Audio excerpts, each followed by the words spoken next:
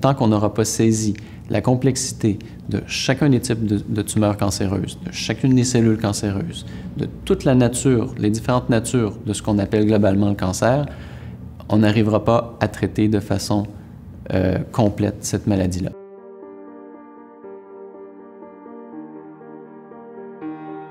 En radiothérapie, il y a eu d'énormes avancées dans les 15 dernières années sur la précision du traitement, sur la dose à administrer aux patients, comment on utilise l'imagerie médicale pour planifier les traitements de radiothérapie. On voit un impact sur l'évolution du taux de succès, le taux de récidive et le contrôle du cancer.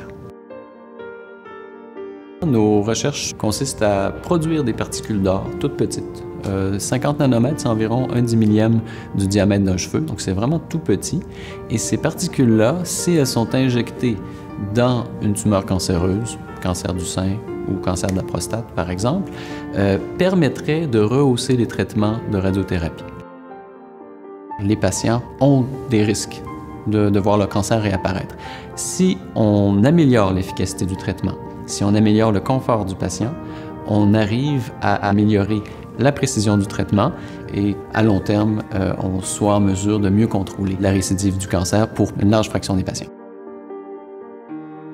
Ce que je trouve motivant en recherche, et ce pourquoi je suis très positif, c'est que c'est non seulement des produits, des nouveaux traitements, mais c'est aussi de la formation. Donc on forme des cerveaux, on forme des gens qui veulent faire une différence dans le traitement des patients et surtout dans le traitement des patients atteints de différentes formes de cancer.